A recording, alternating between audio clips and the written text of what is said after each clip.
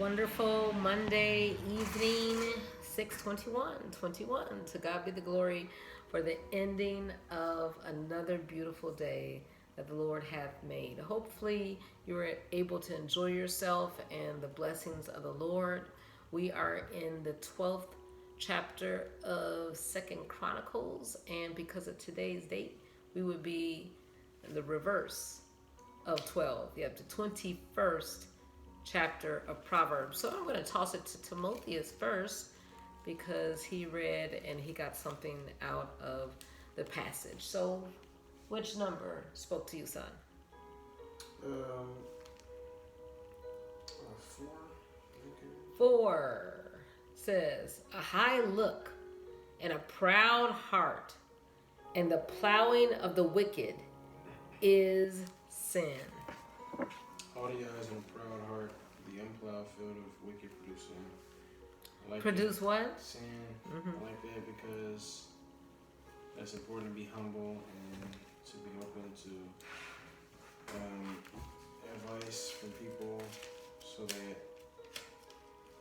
you'll be prepared for whatever issues you may face. That's excellent. Humility, being open to advice and counsel so that you can avoid pitfalls. And that's funny you said that because I was having lunch with some dear folks, and we were just talking about life and everything and the trajectory of many people's paths. And a lot of times we find ourselves ending up in places that we did not plan because we did not want to listen to counsel, whatever age, or we didn't want to be open to listening to people's experiences, advice, and what have you. And then all of a sudden we find ourselves perhaps in dead ends or in destructive behaviors where we can't get out of, or we don't want to say this word anymore. This is not politically correct, but sin. Who talks about sin anymore as far as displeasing God? But that is still a reality, that when we do not hearken to the voice of the Lord and we go in our own way, then we find ourselves in a path of, a path of destruction or sin or transgressions. And 2nd Chronicles 12 talks about that. Talks about Rehoboam, which was Solomon's son. And remember, Solomon, had all this wisdom, had all the riches. He asked the Lord for wisdom, and because of that, he was given all the other blessings of life because he prioritized. But in verse 14 of chapter 12 of 2nd Chronicles, talking about Solomon's son, his seed, Rehoboam, verse 14, it says, he did evil. So we're talking about the man, the wisest man, his son did evil because, this is important, people don't want to acknowledge God and just say, oh, you're doing too much. But it's because he did not prepare his heart to seek or listen to the Lord. He just wanted to go his own way and do his own thing. And we were talking about this today, like how, we have freedom, we have liberty. And, just coming off the heels of Juneteenth, of course we're celebrating independence and Jubilee.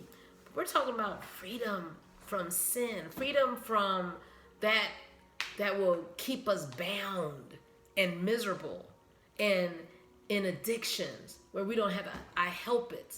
And we just like, oh my goodness, I have to do this. That's not liberty. That is not the abundant life that the Lord has promised us.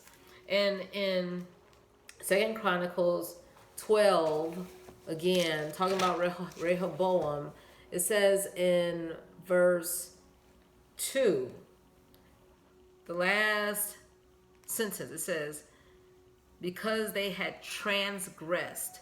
They went against the Lord. That the Lord allowed some circumstances to come against Rehoboam and his kingdom because they did not listen.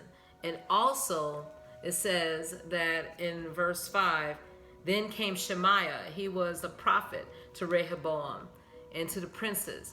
And it says in the last part, ye have forsaken the Lord, therefore have I also left you in the hand of your enemy, Shishak. We don't want that to be said because we're just doing our own thing, transgressing, committing iniquity, things that do not please the Lord. Because guess what? This life is so short. We think we're going to live forever and have no type of, not consequences, but yeah, it is. But we're going to have to give an account of what we do in this body.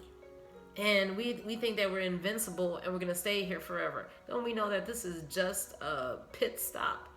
We are like a vapor that vanishes. We're only here for a moment. We're a shadow.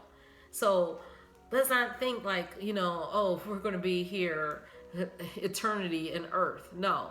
And then it says in verse 6 that they humbled themselves because the Lord pronounced judgment. But then when they humbled themselves and the Lord saw that, then he said, therefore I will not destroy them, but I will grant them some deliverance.